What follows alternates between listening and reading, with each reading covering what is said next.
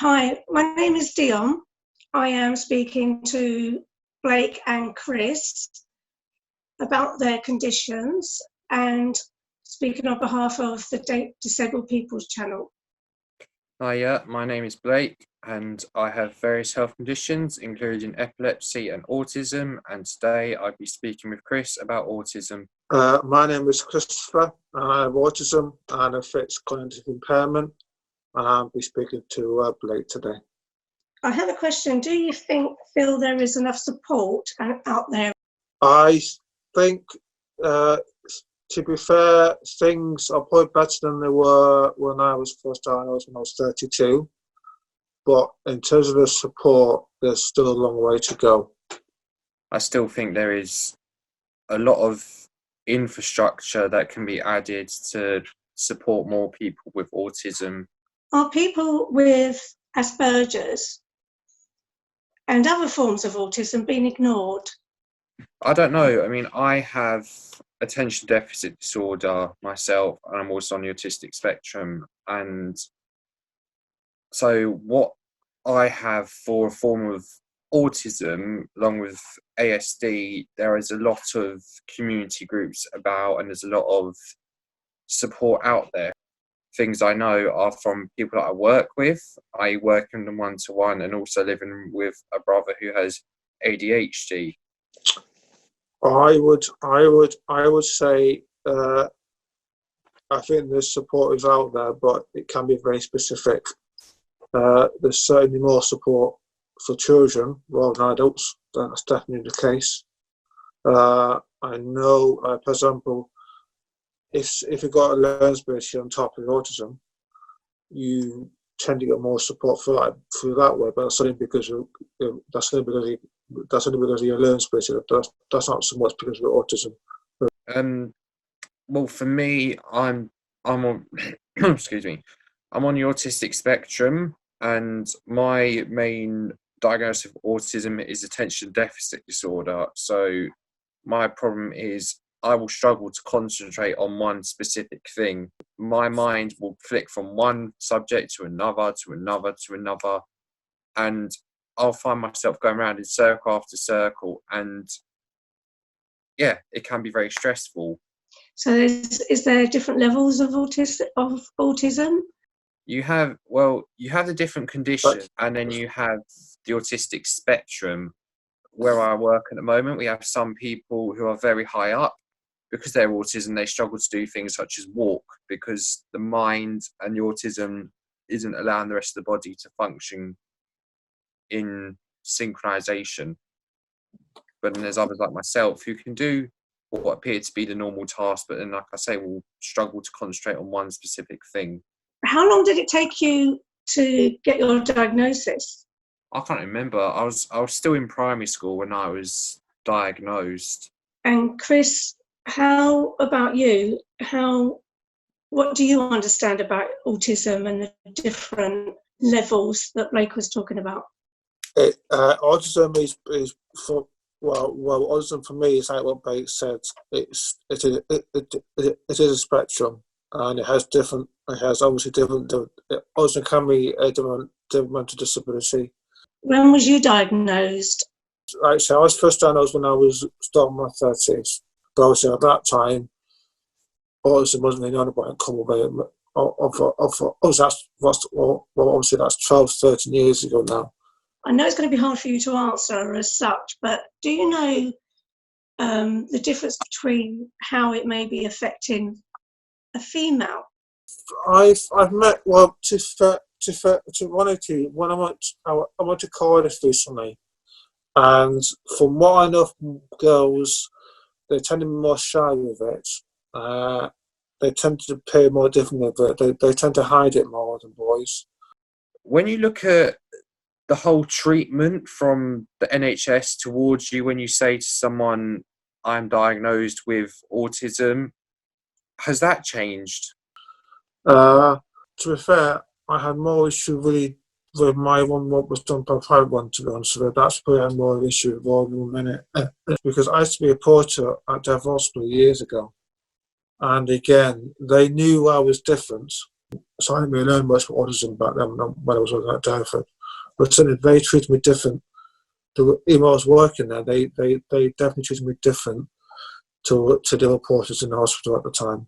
And I know there was somebody else with a disability who worked at Dartford at the time, and again, he was treated a bit differently as well. I think he had a learning disability at that time. But again, this is before we had the champs and before like things we have today. What do you mean by you and yourself and your friend were treated differently? Do you mean in a negative manner? Looking back at it now, in many ways, probably yes. I think there's question marks if he could do the job, even though in many ways that my speech, for example, improved greatly when I was a porter, because obviously you were forced to speak to patients and staff. So from that respect, it was probably one of the best jobs I had. No, that's quite interesting to hear. With the epilepsy and what have you, I've been in and out of hospital from seizures. I've noticed that like a lot of nurses and doctors now, you sit there and you say to them, I'm autistic, whatever. Like they don't get as fussed over the fact you might have a slight shake, or they might have to say something a couple of times over for you to process it. For me, I've actually noticed a positive difference over time from the perspective of someone that's been a patient only, but hearing it from your view as someone that's worked in NHS also, it's quite amazing to hear that. That's good to hear, because then that shows as time goes on, then there's more help and there's more understanding through your disability. No, I must admit, people's knowledge is much more better than it was when I started doing it back in 2014. So I think there has been progress. There has been progress there. That's good. But like you say, it's also with the training that they've received. Could you like to talk about the sunflower lanyard, please? Well, I have one here. It's literally a green lanyard, and it has the different sunflowers all the way up and down it. And yeah, I was given it when I went shopping with a couple of friends, and my friend had one already, and they asked me, was I autistic myself? And I have attention deficit disorder, and I'm on the autistic spectrum. And they said, we'll give you one, and when you and you can come to our stores during certain hours, and they have what they call their quiet periods. Actually, there should be a picture on the disabled person's channel, which was shared by one of the editors, which has the different shops and the different times that they do their quiet hours. May I ask, what is the most useful piece of advice you think you could give to somebody who's just been diagnosed? My best advice to somebody who's been diagnosed with autism is really is many ways you are still the same person. Even though it's an important piece of paper, nothing has changed really nothing has really changed within you. And just try and remember the person you were before, really. And just try to move on the best way you can, really. I think from me, the advice would be, you've got to remember, we're all on this planet, we're all individual, and we're all different. So don't let something that's different make you feel isolated. Take it as news and let it help you rather than be a disadvantage against you. What is the best way family and friends can help you with your diagnosis, to help you in your life? Personally, I just think it's a matter of acceptance. I found a lot of people say, oh yeah, we'll speak to you, we'll be friendly to you, we'll do whatever. And then something changes in you. For example, you might have a sensory overload and you say, right, I'm going outside.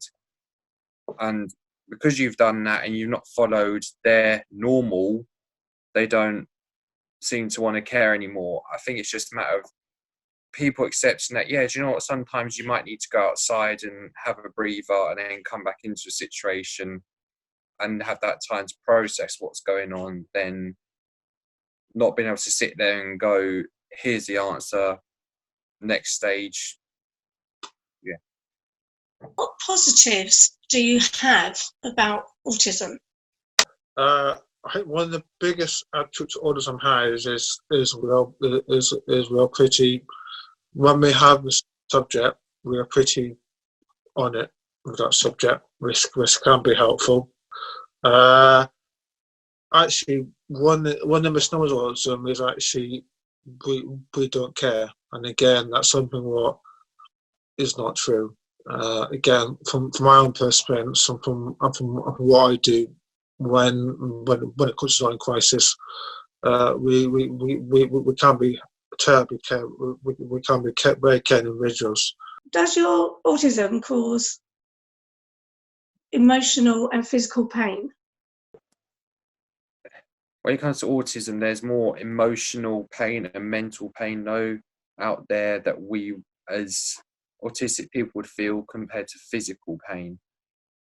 Yeah, I said that. If you have for example, if you have a sensory overload, for example, on the London Underground, and you try to run away to get peace and quiet, you might hurt yourself on a step trying to or on an escalator trying to get out of the station or whatever, but there's more raw emotional pain because you're feeling, you'll feel upset, you'll feel, like you want to cry, you'll feel, pain in your ears from where it's the squeaking of the tracks or whatever. It's more of more like a raw emotional pain than it is a physical one. How do you feel about older people getting information and being able to use the internet? It's good, but it depends if it sticks in or not. That's the only thing with that. If people absorb the information what's in front of them, then it's fantastic. But I have to say, I think it'd be people still need to talk to disabilities as well, face to face. I think that's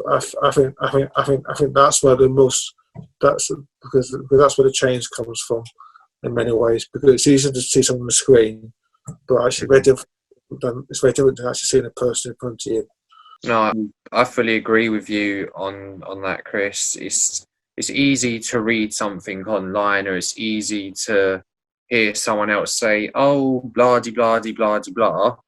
But then until you meet someone who has such condition, such as autism, what have you, it then changes your perspective on things. I had that experience personally, not with autism, but with with my epilepsy. I found initially I thought I was another person that had it, and I struggled to accept myself into communities. And then I attended the West London Epilepsy Action Group, and now whenever there are events on, I go and I feel completely accepted. And I've done that a couple of times with other groups, including some autism groups, and I think it's out there, and there's a lot of people joining these groups and accepting it. But like you say, until you've met someone with the condition, it's only then you start to feel accepted, or other people, whether they have the condition or not, will start to take the information in and actually remember it rather than it going in one ear, out the other. Regarding the older people with autism, how do you think society, what help is out there for a senior person? To be fair, not very much. Certainly, most of the help in Cornwall is towards children and young people. And again, I have to say, one of my worries about the future is if that continues, then what happens to the people young today? What happens when they get old? Because if things stay the same as they are now, then obviously once they reach 25 or 30 or 35, then basically that's it. I think sadly, a lot of people will get various conditions muddled up. I've heard of times where the police have been called to supposedly sort someone out who's misbehaving, and then it's only afterwards that you find that person has autism, or someone is complaining that they don't want this person coming to such a supermarket anymore because these people make too much noise and what have you, which is straight up discrimination. But then it leaves the autistic people struggling, so they end up having to find alternative ways to get things such as food by attending things such as food banks. Yeah, it can be. Being misunderstood can be a big problem, I have to say, and it's something I've had to face with over the years. And again, even now, I'm probably facing it even now. So yeah, but being misunderstood is a massive problem when you got autism. Again, it's unfortunately going to be touted through time, I'm afraid, and for more people getting more knowledgeable about autism. Sad thing with the senior people with autism also these days are put into care homes because they don't know how to be managed. I have to say, one of the things that I'm, at the moment, one of the things that I'm concerned about moment is precisely that. Will I be put in the care home when that time comes? And it's something which, like I say, I've lived in my family home for 40 years now. But for example, I've having a family in care homes. I lived in families that in for a 10p bit, and I must admit, you feel your freedom's being taken away from you as soon as you walk through the front door of the care home. So yeah, there's some massive questions here on the future regarding people who are older. Yeah. Unless the care act gets sorted out, then they're not necessarily going to stay there, I'm afraid. So is it important for you to keep a routine, and if there are any changes in your circumstances, your life changes, then how do you cope with that? Routine does help me massively, and if I fall out of routine, I do struggle. Even if it's falling out of routine by as little as 10 minutes, me being 10 minutes late to a train station in the morning or whatever, it really knocks me out of sync for the whole day. And sometimes it even puts me into panic attacks because I worry, am I going to fit everything in still? Can I actually adjust? Even though, for example, rather than finishing work at 8:30, I finish at 8:40.